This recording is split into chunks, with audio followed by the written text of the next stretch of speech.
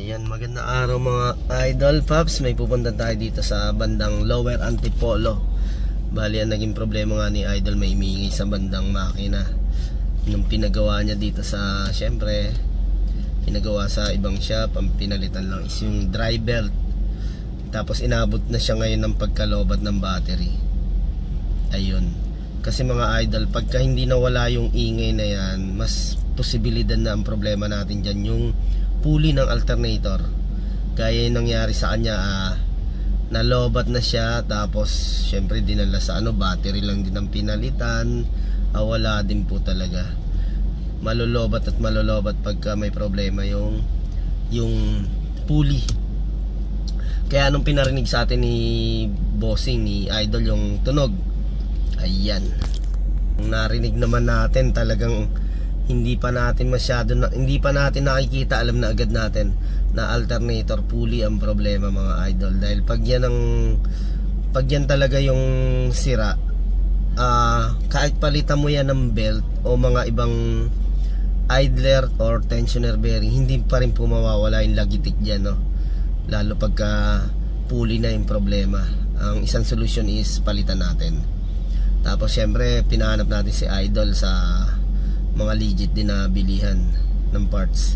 Medyo mabigat daw, nasa 10,000 yung pulley. Kaya sinadyasan lang natin, meron sa Lazada na 800, depende sa kanya kung, ayan, sabi ko kay idol, depende na lang sa inyo idol kung okay sa inyo yung ganyan, na kung tatagal ba siya. Kasi may mga tumatagal naman kahit ganyan kababa yung price.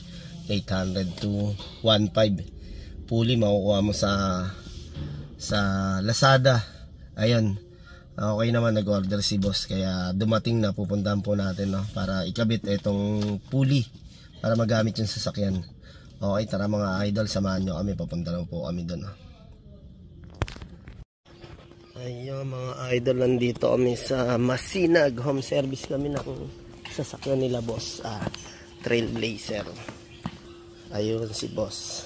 Ay mga idol, pag kayo nalobatan ng battery, isa sa problema natin yung alternator pulley. Ito yung pulley ni boss, Korea.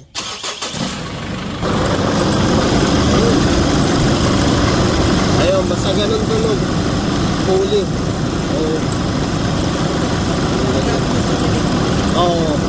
Ano na yan, nag-i-stack na yan, makunat ang ikot, kaya ganun. Sige sir, papatay na sir. Ayun, idol, pagkaka ng pulley, hindi na ibiyahe, kaya sigurado ititiri kayo, talagang papalitan nyo na ng pulley. Ayan, ayun mga idol, bili ni boss sa sa Lazada, 1K, made in Korea, alternator pulley ng Chevy Trailblazer. Ayan, parts number mga idol, kailangan nyo. Boss, anong model yung nyo boss na yan? 2015. Ayan, 2015 na Trailblazer. Ayun na nga mga idol, kailangan namin tanggalin yung pinaka-alternator dahil hindi siya kagaya ng may kontrahan. Doon namin kukontrahan sa gato. Ayan, tinatanggal na nga namin. Tanggalin muna natin yung belt. Yung belt mga idol, sinabit lang natin, para hindi naman tayo mahirapan pagbalik. Yun naging problema ni boss, stock. Hindi natin maikot na maganda, kaya talagang iingay. Ayan mga paps, napalitan namin ng bagong pulley. Kaya ayaw umikot, kaya talagang mga idol, si boss nagpapalit ng belt niya, yung pinalitan kay boss. Hindi lang nawala uli kasi talagang pulley ang problema.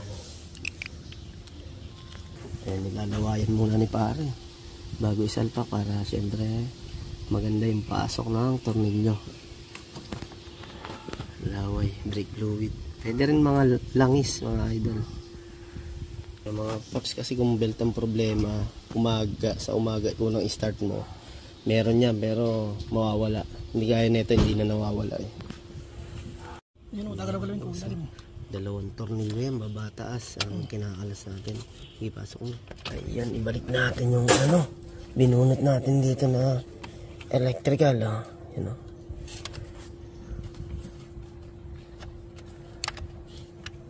Ayun, kailangan tumunog para sigurado mahigpit. Yun, kabit na natin yung mga pinagkakalas natin. Ayun, papa-startin na nga namin. Maganda rito sa ginagawa namin, no? Ang lamig, mahangin. May puno ng mangga. Siyempre may tent pa si Bossing.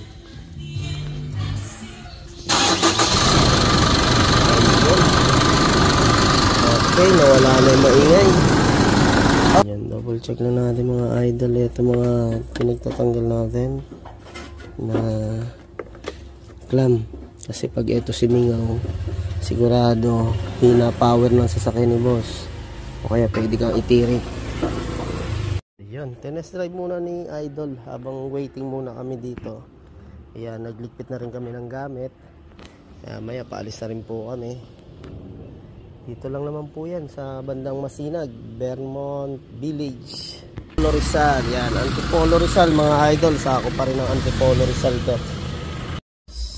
Ayun nga mga paps, sa ganun pangyayari mga paps, ang belt po kasi talaga kadalasan yan sa malamig lang siya iingay, tas mawawala din. Pero kung hindi mawala yan, asahan mo problema natin dyan, bearing. Kung hindi yung mga idler, una-una talaga bimibigay lagi yung alternator pulley.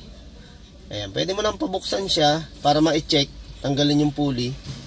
Ayan, check mo kung talagang stock o kaya sira na talaga. Tsaka mo palitan kasi nangyari nga kay Bossing, yun, pinalitan ng mga belt, hindi pa rin naman nawala. Pero yun mga paps, basta hindi mawala lagitik, talagang number 1 yung ating alternator pulley, ano. Ayan mga idol, pauwi na nga kami ni pareng Kolokoy. Halos ano kami dito, matagal pa yung biyahe namin kasi traffic. Ayan, ayun mga idol, dahil nagutom nga kami ni pare, nagmerienda muna kami dito sa kanto ng kwek-kwek. Napakasarap na kwek-kwek. Ayan, niluluto pa lang. Yan mga idol, oh. Lagyan natin ng sukang 1 puno para ma-solve si pare. Tara mga paps, let's eat.